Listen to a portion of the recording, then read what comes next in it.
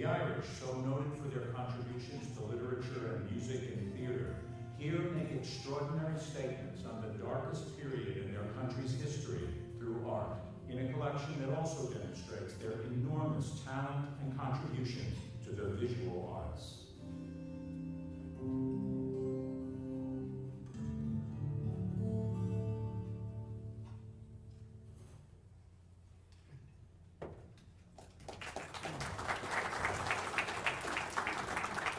Well, hopefully I've whetted your appetite and that you'll make a first-hand visit. My words can't do justice to it, even this wonderful video cannot. And I do want to thank Tim Malloy, who's on our staff here somewhere. He's with our Quinnipiac Bowl. He's standing in the back for producing this video for just for this audience.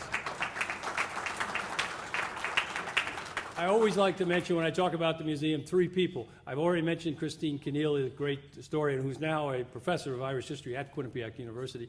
The second is Brian Burns. Brian inspired his collection, as many of you know, as the finest collection of Irish art, 19th century, early 20th century. And I had the good fortune in 1997 or 8 to give the introduction to the exhibit of his collection that was at Yale at the time, at the British Museum at Yale.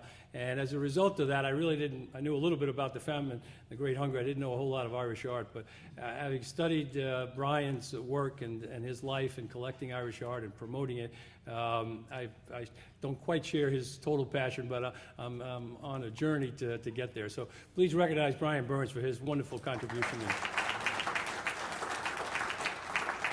And not only the bust of Yeats, there's another painting that he also donated to the collection. And then finally, Irish and Irish Americans have all contributed to this museum on Gothamore, but I always like to mention, if it were not for the son of Jewish immigrants from Poland, Murray Lender, who was on our Board of Trustees, a Quinnipiac graduate, he heard about the Great Hunger in 1997 and just felt the compelling nature of the story, both perhaps in conjunction with the Holocaust and also the immigrant experience.